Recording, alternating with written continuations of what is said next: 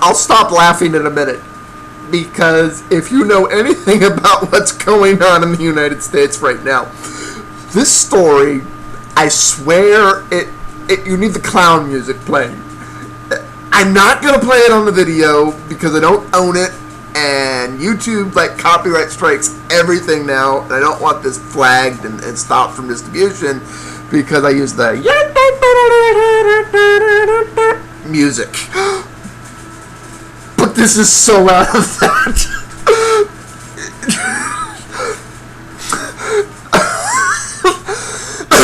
Liberty or death. March for their own rights. Right-wing, left-wing protesters have faced off in Seattle. The left got the headline right. Right-wing, left-wing protesters have faced off in Seattle. The right, is toting up the whole liberty or death gun rights rally draw. And gods, I wish I was still in band because this story so needs more cowbell. This is one of the first real-life implications we are seeing of the Ninth Circuit Court's ruling. For those of you who don't know, recently the Ninth Circuit ruled because Hawaii just had the most archaic gun control regulations. Basically, they challenged it, and the panel, basically acknowledged that Hawaii was infringing on this guy's Second Amendment rights. And the byproduct of that is, oh crap, Hawaii just made open carry a constitutional rights in the entire Ninth Circuit Court's division, which includes California, Washington, so on and so forth. So, what does the right wing do in this corner of the nation where you've, basically been having some things like, well, they decide to have an open carry protest. What are they protesting? Antifa violence.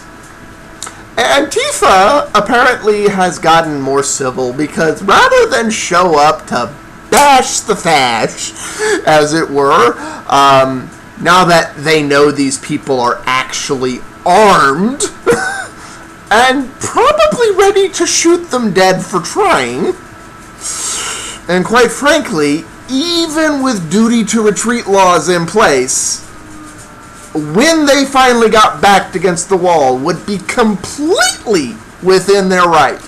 And I'm sorry, if somebody is at an open carry protest and you declare them a fascist and you go to bash them and they don't immediately shoot you, if they do any kind of restraint at all, you don't have a legal leg to stand on.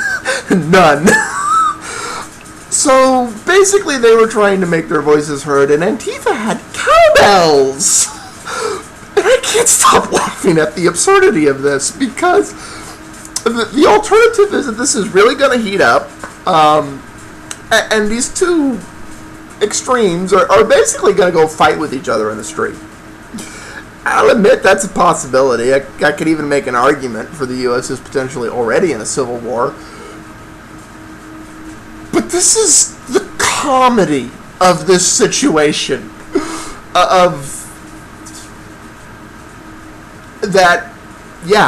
So, the police did their job in Seattle. From everything I'm seeing, the police basically were a armed barricade between these two groups, so that Antifa could not antagonize open carry people into basically creating violence in the street. So the police did their job regardless of where they stand on politics. That had to be an impossible situation. The words used in some here, barricaded by police to keep the protests from chaos. I'd say that's accurate. But remember, more cowbell. Hi everyone. You made it to the end of the video. Congratulations. Almost no one does. At least that's what the analytics say here on YouTube.